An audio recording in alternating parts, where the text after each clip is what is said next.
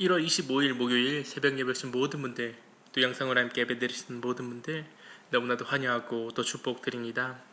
이 시간 저희가 주님 전 앞에 나와서 이 십자가 앞에 나와서 또 함께 찬양 드리고 예배 드리고 기도 드릴 수 있게 되었으니 이 시간을 통하여 우리가 마음을 다하여 정성을 다하여 주님께 이 예배 온전히 올려드리는 저희들 될 수 있기를 소원하면서 이 시간 찬송가 191장 내가 매일 기쁘게, 찬송가 191장 내가 매일 기쁘게 함께 찬송 드리도록 하겠습니다.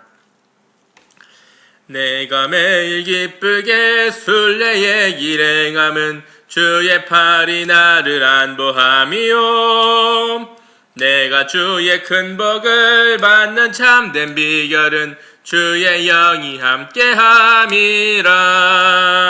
성령이 계시네, 할렐루야 함께 하시네.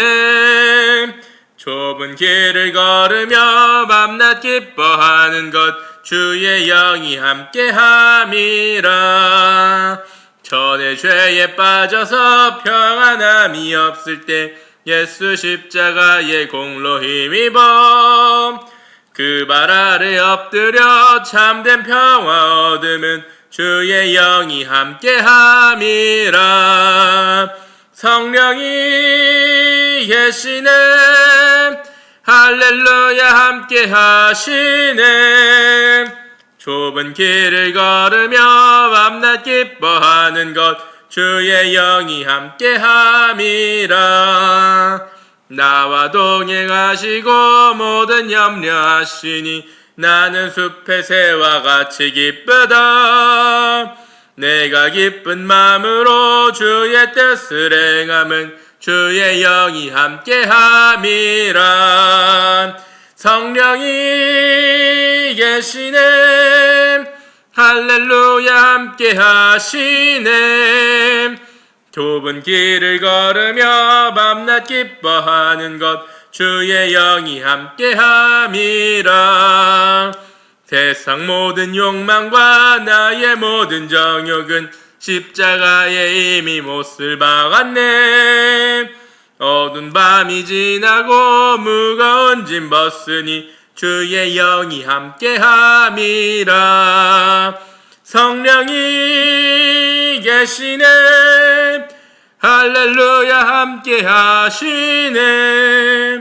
좁은 길을 걸으며 밤낮 기뻐하는 것 주의 영이 함께 함이라. 아멘. 찬송가 405장 주의 친절한 팔에 안기세, 찬송가 405장 주의 친절한 팔에 안기세 또 함께 찬송 드리도록 하겠습니다.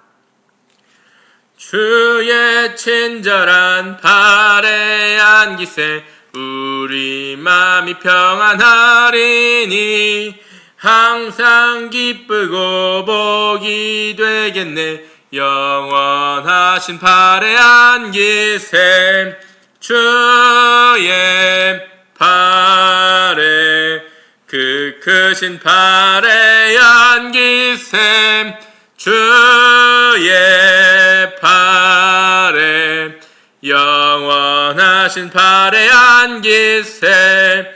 날이 갈수록 주의 사랑이 두루 광명하게 비치고 천성 가는 길 편히 가리니 영원하신 팔에 안기세 주의 팔에 그 크신 팔에 안기세 주의 팔에 영원하신 팔에 안기세.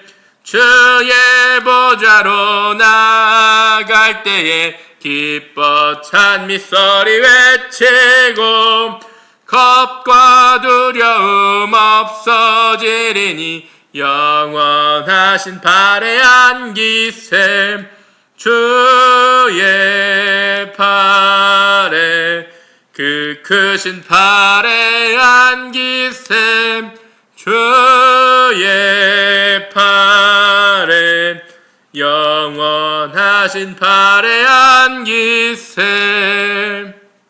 아멘. 기도드리도록 하겠습니다. 사랑과 내마신 하나님 아버지, 오늘 이 시간 또 주님 사랑하는 성도님들 그 모든 분들 주님의 시간 허락하심 속에서 저희가 이 십자가 앞에 나와서 또 함께 기도드리고 예배드리고 찬양 드리오니 주님의 그 자비하심으로 새날 맞이하여 드리는 이 모든 과정, 이 모든 기도 예배 찬양 주님 기쁨으로 받아주시옵고 저희도 마음과 다하여 정성을 다하여 주님께 올려드리는 이 예배를 통하여 주님의 크신 은혜 받을 수 있도록 주님 이 자리에 함께 임재하여 주시옵소서. 주님, 저희는 저희의 입술로 저희가 너무나도 연약한 자들임을 고백하기를 원합니다. 갑자기 추워지는 기온에 혹은 또 세상 살아가는 동안에 다가오는 모든 어려움들 속에 살아가는 동안에 우리가 받는 그 모든 어려움들 우리는 통제할 수 없고 우리는 그것을 감당할 수 없을지라도 주님 크신 손 빌려 우리가 그 문제에 맞닥뜨릴 때 문제가 아니라 주님 능력을 구하는 역사의 통로가 되게 하여 주셨고 문제를 통하여 주님 능력을 힘입어 우리가 더욱더 강성해지고 그 문제들을 가지고 세상으로 나아가 오히려 주님을 증거할 수 있는 역사가 있게 하여 주시옵소서. 또한 하나님 아버지, 이 시간 저희가 가진 모든 걱정, 근심, 염려 모든 것들 주님 앞에 내려놓기를 원합니다. 개인적인 문제, 가정의 문제, 사업의 문제, 직장의 문제, 저희들이 눈물로 기도드리는 그 모든 제목들 주님께서 맡아 주관하여 주셨고 응답하여 주셨고 주님, 우리가 그 모든 기도를 통하여 눈물이 아니라 기쁨으로, 신음이 아니라 찬양으로 주님께 나아오는 저희가 될 수 있도록 주님 붙잡아 주시옵소서. 주님, 저희는 주님께 쓰임 받기를 소원을 합니다. 오늘 저희가 각자의 삶의 터전으로 이 발길 향할 때 또 주님 동행하여 주시옵고 우리가 어느 곳에 있든지 무엇을 하든지 주님을 드러낼 수 있는 그리스도의 향기가 드러나는 그리스도인 되게 하여 주시옵소서. 이 모든 기도 살아계신 주 예수 그리스도의 이름으로 기도드리옵나이다. 아멘. 봉독하신 성경 말씀 요한복음 21장 1절에서 14절까지 말씀입니다. 신약성경 185면에 있습니다. 봉독하실 성경 말씀 요한복음 21장 1절에서 14절까지 말씀입니다. 봉독하겠습니다. 그 후에 예수께서 디베랴호스에서 또 제자들에게 자기를 나타내셨으니 나타내신 이를 이러하니라. 시몬 베드로와 디두모라 하는 도마와 갈릴리 가나 사람 나다니엘과 세베대의 아들들과 또 다른 제자 둘이 함께 있더니 시몬 베드로가 나는 물고기 잡으러 가노라 하니 그들이 우리도 함께 가겠다고 나가서 배에 올랐으나 그날 밤에 아무것도 잡지 못하였더니 날이 새어갈 때 예수께서 바닷가에 서셨으나 제자들이 예수이신 줄 알지 못하는지라. 예수께서 이르시되 얘들아 너희에게 고기가 있느냐 대답하되 없나이다. 이르시되 그물을 배 오른편에 던지라 그리하면 잡으리라 하시니 이에 던졌더니 물고기가 많아 그물을 들 수 없더라. 예수께서 사랑하시는 그 제자 베드로에게 이르되 주님이시라 하니 시몬 베드로가 벗고 있다가 주님이라 하시는 말을 듣고 겉옷을 두른 후에 바다로 뛰어내리더라. 다른 제자들은 육지에서 거리가 불과 한 50칸쯤 되므로 작은 배를 타고 물고기 든 그물을 끌고 와서 육지에 올라보니 숯불에 있는데 그 위에 생선이 놓였고 떡도 있더라. 예수께서 이르시되 지금 잡은 생선을 좀 가져오라 하시니 시몬 베드로가 올라가서 그물을 육지에 끌어올리니 가득히 찬 큰 물고기가 153마리라 이같이 많으나 그물이 찢어지지 아니하였더라. 예수께서 이르시되 와서 조반을 먹으라 하시니 제자들이 주님이신 줄 아는 고로 당신이 누구냐 감히 묻는 자가 없더라. 예수께서 가셔서 떡을 가져다가 그들에게 주시고 생선도 그와 같이 하시니라. 이것은 예수께서 죽은 자 가운데서 살아나신 후에 세 번째로 제자들에게 나타나신 것이라. 아멘. 오늘 본 말씀은 부활하신 예수님께서 제자들에게 나타나셨다는 말로 시작을 하고 또 끝이 납니다. 예수님께서는 부활 후 입원으로 세 번째로 제자들에게 나타나시고 있는 상황입니다. 그렇게 제자들 앞에 나타나셔서 행하신 두 가지의 일, 즉 고기를 잡게 하신 것과 또 같이 식사하신 것을 통해서 예수님 자신이 어떤 분이신지를 오늘 말씀을 통해 알려주고 계십니다. 동시에 제자들에게 또 오늘 우리에게 부활을 산다라는 말이 무슨 뜻인지를 알려주고 계십니다. 두 가지 가운데 고기를 잡게 하신 일은 먼저 표적입니다. 또 같이 식사하신 일은 성찬식을 떠올리게 하는 행동입니다. 고기를 잡는 것은 단지 먹고 사는 생계에 관련된 것만이 아니라 사람을 낚는 일, 즉 복음을 전해 제자를 만드는 일을 가리키고, 또 식사를 함께 나누신 모습은 부활하신 예수님과 친밀한 교제를 가리키는 사건이라고도 말할 수가 있습니다. 이처럼 사역과 교제는 늘 함께 가는 것입니다. 그리고 바로 이것을 하는 것이 교회입니다. 교회는 함께 모여서 주님이 맡기신 사역을, 특히 전도의 사명을 감당해 나아가고 또 서로 교제하며 사랑을 나누는 공동체입니다. 이 두 가지는 항상 같이 나아가는 것입니다. 사역이 없는 교제나 교제 없는 사역은 모두 온전할 수가 없습니다. 둘 다 잘할 때 건강한 교회가 될 수 있는 것입니다. 물론 거기에 더하여 함께 예배하고 말씀으로 훈련받는 것이 포함되어 있습니다. 오늘 본문 1절 말씀입니다. 그 후에 예수께서 디베랴호스에서 또 제자들에게 자기를 나타내셨으니 나타내신 일은 이러하니라. 본문 말씀의 그 후에라는 것은 예수님이 예루살렘에서 죽으시고 부활하신 다음 자신을 제자들에게 나타내셨던 사건 이유를 말씀하십니다. 우리가 여기서 할 수 있는 것은 예수님이 부활하신 후에 그 전처럼 제자들과 늘 같이 다니셨던 것이 아니고, 부활하신 후에는 갑자기 나타나셨다가 또 어디론가 사라지셨다가 하셨다는 것입니다. 그래서 대부분은 제자들만 남게 되었습니다. 그런데 다른 복음서들 말씀을 보면 예수님은 제자들에게 내가 살아난 후에 너희보다 먼저 갈릴리로 가리라 라고 미리 말씀해 주셨습니다. 그래서 예루살렘에 있던 제자들은 그 말씀을 따라 갈릴리로 간 것입니다. 제자들은 예수님을 이미 2번, 즉 부활하신 저녁과 일주일을 주님을 배웠습니다. 그렇지만 그 다음에 예수님이 또 어디로 가셨는지, 어디에 계신지는 알 수가 없었습니다. 그때 갈릴리로 가면 나를 볼 것이다 라고 말씀하신 그 말씀이 기억이 나서 갈릴리로 간 것입니다. 그런데 오늘 본문 말씀을 보면 갈릴리 호수를 디베랴 호수라고 부르고 있습니다. 여기서 디베랴라고 쓴 것은 아주 독특한 말인데, 사도 요한이 여기서 특별히 쓰고 있는 것입니다. 디베랴라는 사람의 이름을 따서 디베랴 호수라고 부르고 있기 때문입니다. 그 당시에 갈릴리를 다스리던 사람은 분봉한 헤롯 안티파스인데, 그 사람은 세례 요한을 목베어 죽인 사람입니다. 그 사람이 로마의 새로운 황제 티베리우스에게 잘 보이기 위해서 그의 이름을 따서 도시를 지었습니다. 그것이 바로 디베랴입니다. 그 도시를 그가 만들어서 왕에게 바쳤기 때문에 그 이름을 따서 갈릴리 호수를 디베랴 호수라고도 부르는 것입니다. 이전에 제자들은 예수님이 나를 따르라 하셨을 때 자기 직장도 버리고 배도 버리고 그물도 버리고 모든 것을 다 버리고 예수님을 따랐습니다.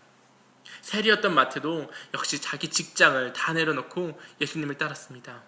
그런데 지금 제자들의 입장에서 보면은 예수님께서는 부활하셨지만 제자들의 삶은 변한 것이 아무것도 없었습니다. 예수님은 엄청난 부활을 일으키셨지만 제자들에게는 질상으로 변한 것이 없었던 것입니다. 오히려 가지고 있던 직장도 다 내려놓았으니 이제는 실업자 상태입니다. 자기들의 스승 예수님이 사라지셨고 어디 가셨는지도 알지 못하며 이전처럼 같이 다니는 것이 아니기 때문에 이제는 아무것도 할 수 있는 것이 없습니다. 제자들은 예루살렘에서 부활하신 예수님을 2번 뵙고 이제 또 갈릴리로 왔지만 갈릴리에서 그들을 반기는 사람은 아무도 없었습니다. 오히려 갈릴리에 와서 보니까 눈앞에는 문제만 보입니다. 당장 먹고 사는 것이 문제입니다. 이전에는 예수님만 따라다니면은 함께 다니면서 헌금을 해주시는 사람들, 특히 여인들 있었기 때문에 먹고 사는 데에는 지장이 없었습니다. 그런데 지금은 예수님께서 함께 계시지 않고 자기 직장도 모두 다 내려놓고 나니까 당장 먹고 사는 문제가 눈앞에 닥쳐온 것입니다. 생계 문제가 생긴 것입니다. 예수님이 안 계시는데 누가 자기들의 먹을 것을 책임져 줄 수 있겠습니까? 이미 그들은 처음 예수님을 따를 때 가진 것 모든 것을 내려놓았습니다. 배도 버리고 그물도 버리고 직업도 내려놓고 따랐습니다. 그런데 이제는 예수님이 자기들과 계속 안 계시니까 자기들끼리 이 생계의 문제를 해결해야만 합니다. 그래서 제자들은 어쩔 수 없이 옛날처럼 다시 고기를 잡으러 갈릴리 호수로 나갔습니다. 그러니까 갈릴리 호수로 물고기를 잡으러 나갔다라는 것은 꼭 나쁜 의미만은 아닙니다. 그런데 사실 이런 것이 우리가 예수님을 믿으면서 많이 경험하는 것들입니다. 성경에서 예수님은 말씀하십니다. 무엇이든지 믿고 구하는 것은 다 받을 줄로 믿으라. 이루어질 것이라고 말씀하셨습니다. 또한 너희는 먼저 하나님의 나라와 하나님의 의를 구하라. 그리하면 이 모든 것을 너희에게 더하여 주실 것이라 말씀하셨고 약속해 주셨습니다. 오직 하나님의 뜻대로만 살면 먹고 사는 것은 책임져 주실 것이라고 분명히 약속해 주신 것입니다. 그래서 우리는 그 말씀을 따르며 믿고 지금도 나아가고 있습니다. 실제로 그 말씀대로 이루어진 경우가 많이 있습니다. 그런 간증도 우리가 찾아보면 많이 들을 수 있습니다. 정말 주님만 붙들고 나아가다 보면은 주님께서 책임져 주신다는 것입니다. 그래서 누군가 병에 걸렸을 때 병이 낫도록 우리는 함께 기도합니다.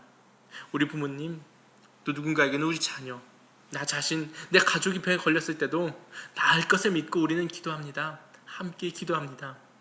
우리에게 직장이나 사업에 어려움이 생겼을 때도 해결할 수 있도록 해결되기를 바라면서 기도하고 또 하나님이 해결해 주실 것이라고 믿고 나아갑니다. 그런데 실제로 우리가 사는 현실 세계인 직장이든 사업체든 학교든 병원이든 가보면은 해결된 것이 아무것도 없어 보이기도 합니다. 해결되지 않고 똑같아 보이기도 합니다. 그럼 그럴 때 우리는 무슨 행동을 합니까? 하나님께서 분명 다 책임져 주시겠다고 말씀하셨지만 기도한 것은 우리가 기도한 것이고 현실적인 문제는 현실적인 문제로 이리 뛰고 저리 뛰면서 몸부림쳐야만 하는 것이 우리의 현실입니다. 분명히 말씀이 있고 그 말씀을 우리는 믿는데 그 말씀의 약속의 말씀과 현실 사이에는 간격이 있다는 것입니다. 결국 그 간격을 메워주는 것이 바로 우리의 믿음입니다.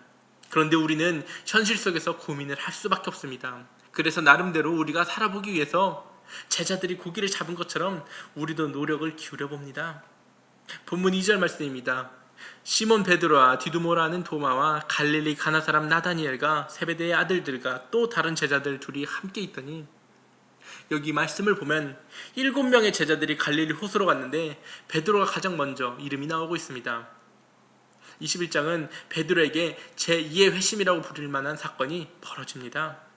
다음번 본문에서 예수님은 3번이나 네가 나를 사랑하느냐라고 베드로에게 물으시는데 3번이나 예수님을 모른다고 부인했을 때를 생각하게 하심으로써 베드로를 하여금 진정으로 회개하게 만드십니다. 그 기회를 주신 것입니다. 그런 뜻에서 처음 베드로가 등장했을 때 시몬이라고 나오는데 예수님은 그에게 1장에서 게바라는 이름을 주셨습니다. 게바가 곧 베드로입니다. 게바는 아람어이고 베드로는 헬라어입니다. 똑같이 반석이라는 뜻입니다. 그 시몬 베드로라는 이름으로 여기 다시 소개하고 있는 것입니다. 그 다음에 나오는 제자가 도마인데 디두모라라는 말은 쌍둥이라는 뜻입니다. 그는 요한복음에서 예수님에 관하여 가장 위대한 고백을 한 제자이기도 합니다. 그는 예수님 부활 후 나의 주 나의 하나님 하며 예수님을 향하여 고백을 했습니다. 그런데 그 고백 전에는 내가 그의 못자국을 만져보지 않고는 믿지 못하겠습니다 라고 했던 의심 많은 사람이기도 합니다.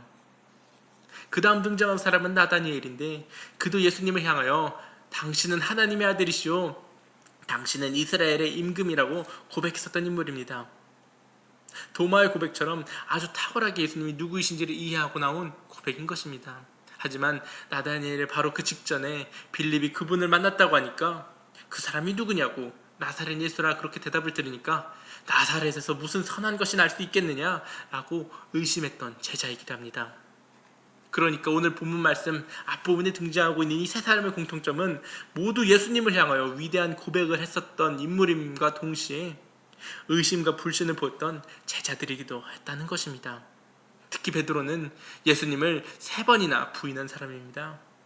그러니까 사도 요한은 여기서 이 세 제자들의 이름을 먼저 기록함으로써 그들처럼 예수님에 대해 의심을 가졌거나 심지어 믿음에 실패했었던 사람, 예수님을 부인한 사람, 믿음을 떠났던 사람이 있다면 부활하신 예수님을 다시 묵상하며 그들처럼 다시 믿음을 회복하라고 여기서 촉구하고 있다는 것입니다.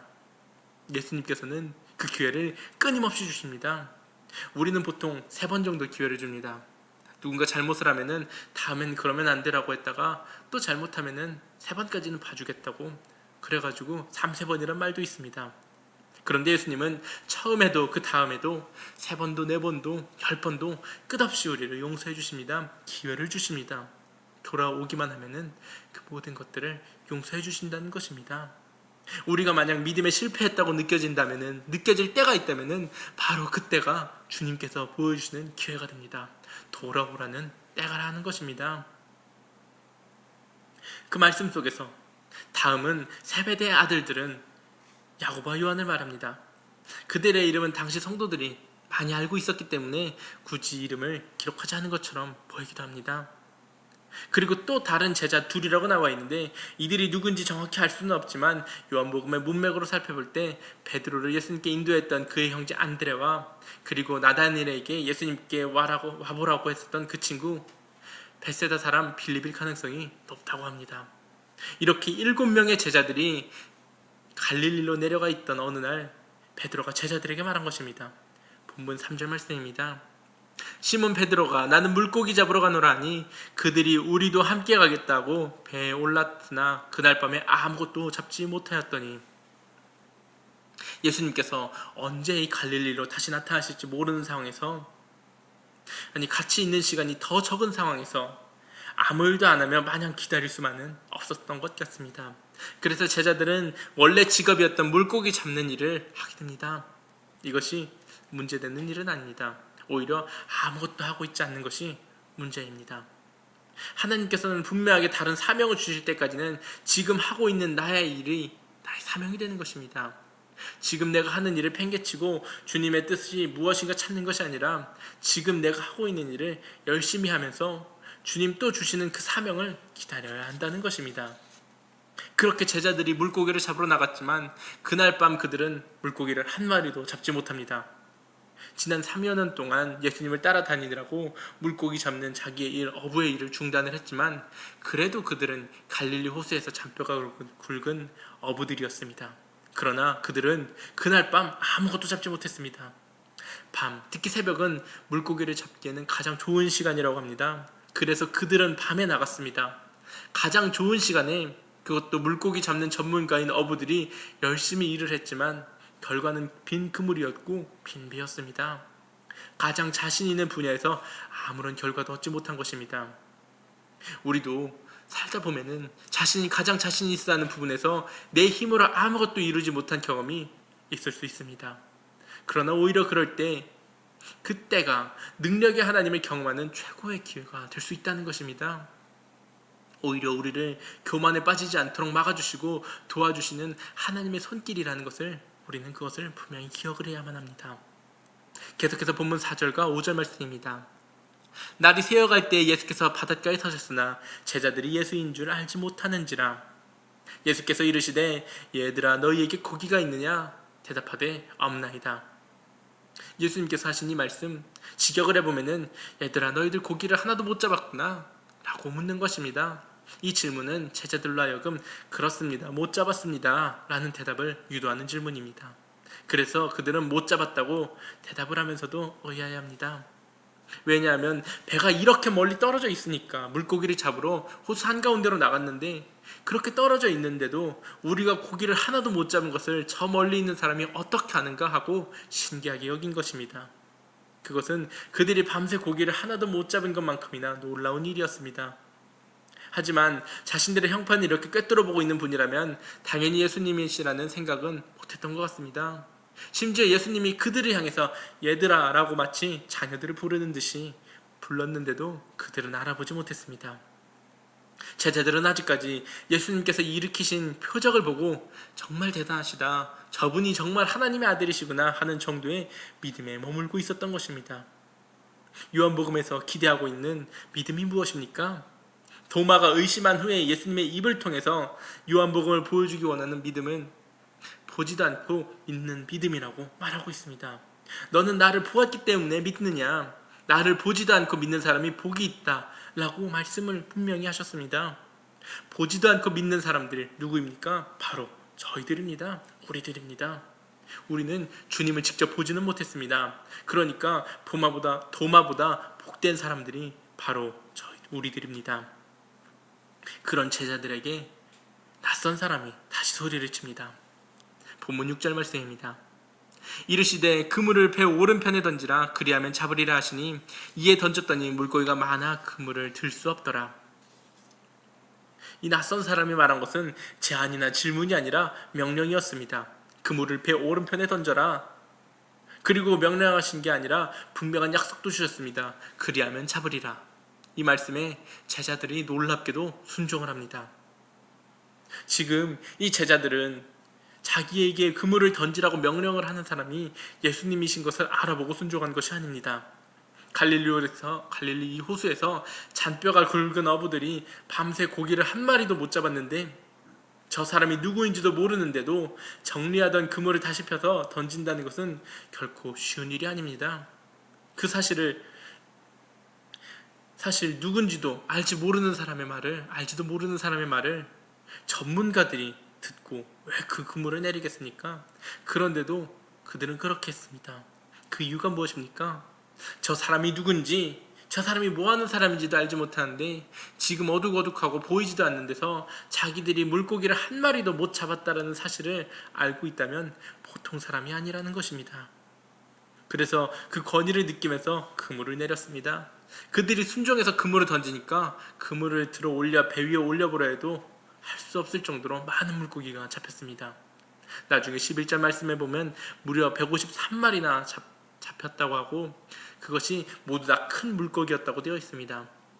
많이 잡힌 것도 기적이고 모두 큰 물고기만 잡힌 것도 기적이고 가장 많이 잡힌 시간인 새벽을 지나서 아침이 되어 잡힌 것도 다 기적입니다.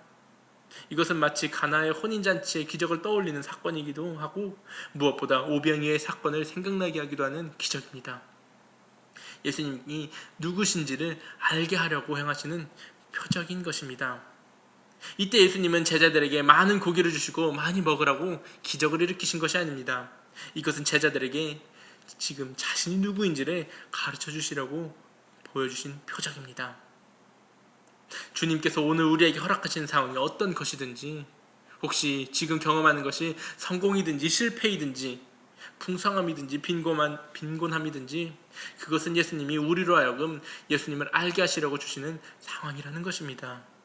우리가 너무 잘 되고 있으면 그것을 주신 분이 주님이시라는 것을 알라는 것입니다. 지금 일이 너무 안 되고 막히고 괴로우면 이것을 통해 내 인생을 이끌어 주시는 분이 주님이시라는 사실을 알라는 것입니다. 그리고 그런 순간에도 나는 너와 함께하고 있다는 것을 알라는 것입니다. 그거를 알기 원하시는 것입니다. 예수님을 알거나 얻지 못하였다면 내가 이루고 쌓은 그 모든 것들은 사실 아무것도 아니라는 것을 우리는 잊지 말아야만 합니다.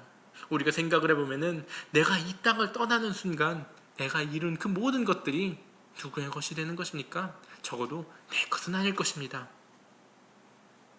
여기 153마리의 물고기처럼 우리가 성공하고 높이 올라오고 돈을 많이 벌게 되면 그것은 참 감사한 일인데 그 자체로 기뻐하라고 주님께서는 그것을 우리에게 주시는 것이 아니라는 것입니다. 그 모든 것들은 그저 부수적인 이유입니다. 그 모든 복들을 우리에게 허락해 주신 진짜 이유는 그 모든 것들을 통해 예수님을 알라는 것입니다. 예수님과 친밀한 관계를 가지라는 것입니다. 그분을 알고 믿으며 따르는 것이 최고의 인생이기 때문입니다. 그런데 오늘 본문 말씀, 성경 말씀을 전체적으로 다 읽어보면은 유사한 말씀이 하나 생각날 것입니다. 바로 누가복음 5장에서 일어난 어떤 사건과 매우 유사합니다. 누가복음 5장 말씀에서도 베드로가 밤새 수고했지만 한 마리의 물고기도 잡지 못했습니다. 아침에 그물을 들어 올려 손질을 하고 있을 때 예수님께서 베드로의 배에 올라가셔서 육지에서 조금 떼기를 청하시고 앉아서 배 위에서 사람들을 가르쳐 주셨습니다. 말씀을 마치신 주님은 갑자기 베드로에게 깊은 데로 가서 그물을 내려 고기를 잡으라 말씀을 하십니다. 그 명령도 놀라운데 더 놀라운 것은 어부이자 어업 전문가인 베드로가 랍비이신 예수님의 말을 들었다는 점입니다. 밤새 수고했으나 한 마리도 못 잡았지만 말씀에 의지하여 한번 해보겠습니다 하고 나가서 그물을 내린 것입니다. 그 결과 그물이 찢어질 정도로 많은 물고기를 잡았습니다. 그러자 베드로는 예수님 앞에 나아가 엎드리며 주여 나를 떠나소서 나는 죄인입니다 라고 고백을 합니다. 지금 예수님은 부활하신 후에 제자들에게 바로 그때의 그 사건을 재현하고 계신 것입니다. 그때 그 자리에 세베대의 아들이자 시몬의 동업자인 야고보와 요한도 함께 있었습니다. 그들에게도 나를 따르라라고 말씀하셨습니다. 그들은 그 사건을 목격하고 놀랐습니다.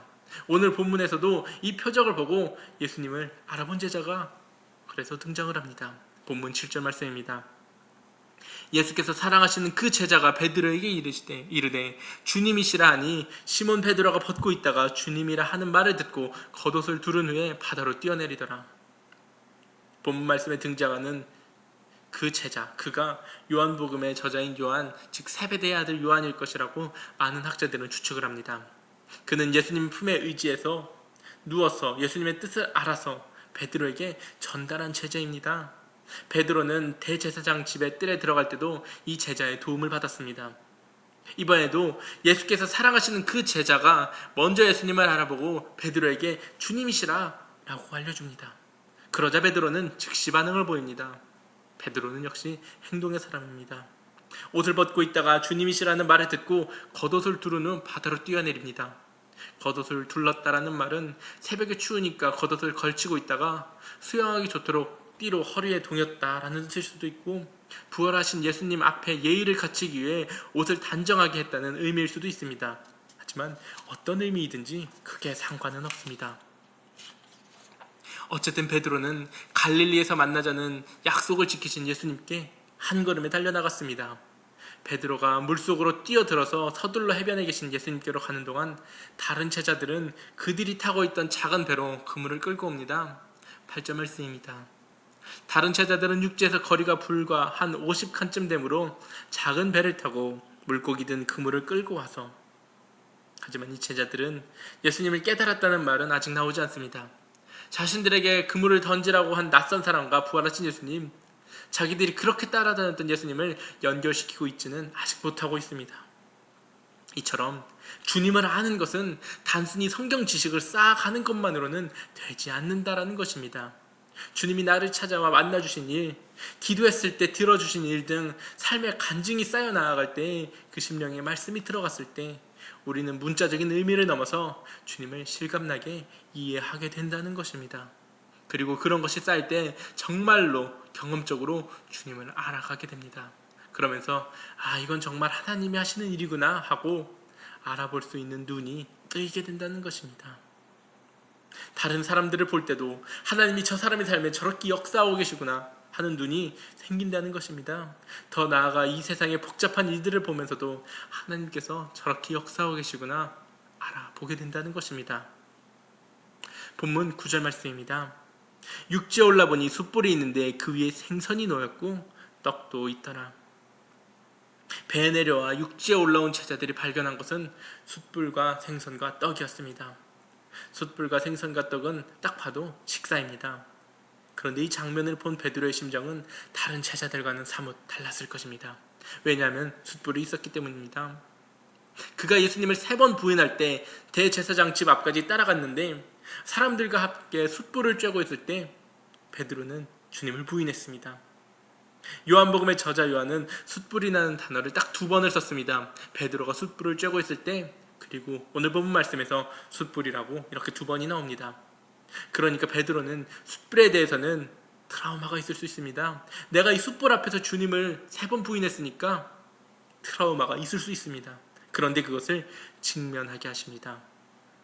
예수님께서는 요한복음 4장에서 사마리 여인에게 숨기고 싶은 과거를 가리키면서 네 남편을 불러오라 라고 그렇게 말씀하시면서 여러 명의 남자들이 있었고 지금 사는 남자도 남편이 아닌 상황에서 아픈 과거와 현재를 피하지 말고 직면하게 하셨습니다. 이것이 사명을 감당하기에 앞서 반드시 해야 할 일이기 때문입니다. 베드로가 정말 위대한 사도가 되려면 이것을 극복해야만 했습니다. 누군가에게는 트라우마가 될 수도 있고 다른 사람에게는 죄나 나쁜 습관이 될 수도 있습니다. 그런 과거가 베드로에게는 숯불을 통해서 다시 직면할 수밖에 없게 된 것입니다. 그런데 숯불만 있는 것이 아니고 숯불에 붓고 있는 물고기와 떡이 있습니다. 제자들은 기다리고 있는 것은 아침 식사였습니다. 물론 예수님이 제자들의 허기를 달래주기 위한 목적으로 떡과 생선을 준비하신 것이 아니라 오병이어의 기적을 일으키셨을 때처럼 무엇인가 메시지를 주시기 위해서 이렇게 준비하셨습니다. 6장에서는 끝도 없이 나온 빵과 생선이 그 역할을 했다면 오늘 본문 21장 이 말씀에서는 생선이 그 역할을 하고 있는 것입니다. 이제 베드로도 육지에 올라왔고 제자들도 곧 뒤따라 올라와 예수님과 숯불과 떡과 고기를 마주한 채 앉게 됩니다. 밤새 고된 노동을 하고 좀 전에는 물고기도 많이 잡았으니 이제 쉬며 식사를 할 때입니다. 그런데 예수님은 이때 그들을 향해 두 번째 명령을 하십니다. 본문 10절과 11절 말씀입니다. 예수께서 이르시되 지금 잡은 생선을 좀 가져오라 하시니 시몬 베드로가 올라가서 그물을 육지에 끌어올리니 가득히 찬 큰 물고기가 153마리라 이같이 많으나 그물이 찢어지지 아니하였더라. 주님은 제자들에게 명령하셨는데 누구만 먼저 움직입니까? 시몬 베드로입니다. 다른 제자들이 해변까지 그물을 끌고 왔는데 이제 베드로가 배에 올라가서 그물을 거둔 후 육지까지 끌어올렸습니다. 그물 가득히 잡힌 물고기는 모두 큰 물고기들이었고 그 수를 헤아려 보니 153마리였습니다. 이 숫자가 무엇을 의미하느냐 연구하기도 하는데 중요한 것은 놀라울 정도로 큰 물고기들을 많이 잡았다라는 것입니다. 어쨌든 물고기가 많이 잡았는데도 그물이 찢어지지 않았다는 것입니다. 이것이 베드로에게 명령을 내리신 분이 부활하신 예수님이라는 사실을 증명해주는 증거가 되었습니다. 베드로가 이때 혼자만 순종을 했는데 이것을 통해 그가 엄청난 은혜와 축복을 누리게 되었습니다. 다른 제자들도 보고 있었지만 직접 끌고 나온 것이 베드로입니다. 베드로는 더 큰 은혜를 맛보게 되었습니다. 우리가 같이 예배하지만 실제로 말씀대로 순종하는 사람이 복을 누리고 은혜를 체험하게 됩니다. 물론 보기만 해도 듣기만 해도 은혜가 될 수 있지만 실제로 그것에 순종하고 행할 때 더 큰 은혜가 된다는 것입니다. 이제 본문 12절과 13절 말씀입니다. 예수께서 이르시되 와서 조반을 먹으라 하시니 제자들이 주님이신 줄 아는 고로 당신이 누구냐 감히 묻는 자가 없더라. 예수께서 가셔서 떡을 가져다가 그들에게 주시고 생선도 그와 같이 하시니라. 물고기 잡는 일에서처럼 식사를 하는 자리에서도 예수님이 주인으로 행동을 하십니다. 손수를 마련하신 음식을 통해 밤새 노동으로 지친 제자들의 육신에게 쉼을 주십니다. 고기 잡는 표적 때는 예수님을 알아보지 못했던 제자들이 이제 식사하는 자리에서는 예수님을 알아봅니다. 그래서 누구냐고 묻는 사람이 하나도 없습니다. 예수님이 제자들에게 하신 행동은 오병이어로 5,000명을 먹이시는 기적을 행하셨을 때와 거의 비슷합니다. 그 사건도 바로 이곳 디베랴 호숫가에서 갈릴리 호숫가에서 일어났습니다. 실제로 오병이어 사건을 기록한 6장 말씀과 본문 말씀의 표현이 거의 비슷합니다. 이것은 우리에게 주는 메시지가 우리가 부활하신 예수님을 지금 만나고 경험하는 것이 바로 함께 떡과 잔을 나누는 성찬에 참여하는 것을 통해서라는 것입니다. 성찬식이라는 것은 단순히 어떤 의식이나 형식이 아니라 정말 그 의미를 생각할 때 더 큰 은혜가 되는 시간이 됩니다. 우리가 공동체와 함께 떡을 먹고 떡을 떼며 교제를 하고 예수님처럼 자기 자신을 내어주며 누군가를 살리는 일에 참여할 때 우리 자신은 물론이고 거기에 초대받은 사람들도 다 부활하신 예수님을 만나고 경험할 수 있게 된다는 것입니다. 본문 14절 말씀입니다. 이것은 예수께서 죽은 자 가운데서 살아나신 후에 세 번째로 제자들에게 나타나신 것이라. 십자가에 달려 죽으시고 부활하신 주님은 제자들이 함께 있는 자리에 도마가 없을 때 한번, 도마와 함께 있을 때 다시 한번, 그리고 이곳 7명의 제자들에게 세 번째로 나타나셨습니다. 세 번이라고 아주 구체적인 횟수를 보여주는 것은 제자들이 믿기에 충분할 만큼, 그리고 세상으로 나아가 복음을 전하는 증인이 되기에 충분할 만큼 부활하신 예수님을 하나님의 아들 구세주로 믿기에 합당할 만큼 나타내셨다는 것입니다. 오늘 우리에게도 오늘 본 말씀의 이 사건은 오직 순종을 통해서만 부활하신 예수님을 확실히 만나게 되며 그분을 따라 살 수 있게 됨을 알려주고 있습니다. 주님은 오늘도 우리에게 찾아와 이렇게 물으십니다. 우리의 삶의 현장에서 어려움을 당하고 괴로워하는 우리에게 찾아와서 얘들아 너희에게 고기가 있느냐? 라고 물으십니다. 우리 현주소를 직면하게 만드시고 피하지 않게 만드십니다. 그리고 명령을 하십니다. 그물을 배 오른편에 던지라 그리하면 잡으리라. 이것이 우리의 상식과 다를 수 있는 명령입니다. 우리의 상식으로는 이해가 되지 않는 명령일 수 있습니다. 주님의 말씀이 그렇게 하면 안 되는데요 라고 생각이 들 수 있는 명령일 수 있습니다. 그러나 그 명령에 우리가 순종할 때 우리는 부활의 주님의 능력을 볼 수 있게 된다는 것입니다. 경험할 수 있게 됩니다. 그러므로 부활하신 주님을 순종과 섬김의 자리에서 만나는 저와 성도님들 함께 예배드리는 모두가 될 수 있기를 소원을 합니다. 주님이 원하시는 고귀한 인생을 그 순종을 통하여 사는 우리 모두가 될 수 있기를 다시 한번 주님의 이름으로 축복합니다. 주기도문으로 예배 마치도록 하겠습니다. 하늘에 계신 우리 아버지여, 이름이 거룩히 여김을 받으시오며 나라가 임하시오며 뜻이 하늘에서 이루어진 것 같이 땅에서도 이루어지이다. 오늘날 우리에게 일용할 양식을 주옵시고 우리가 우리에게 죄 지은 자를 사하여 준 것 같이 우리의 죄를 사하여 주옵시고 우리를 시험에 들게 하지 마옵시며 다만 악에서 구하옵소서. 대개 나라와 권세와 영광이 아버지께 영원히 있사옵나이다. 아멘.